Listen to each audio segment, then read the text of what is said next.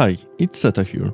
Before we dive into the video, it's time for a short advertisement. As you may know, I recently released a tutorial about missing scripts and showcased a tool that helps you quick remove them from the scene.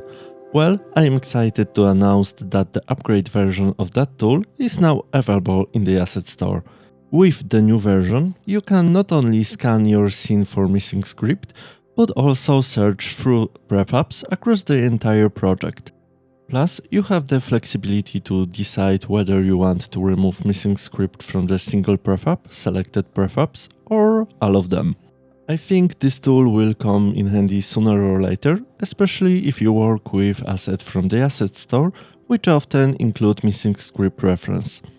And since December is a season of giving, here's a special gift for all of you who support the channel and already purchase any of my other assets. You can add missing script remover to your account for free until the end of this month. Link you will find in the description. And now let's jump into the video.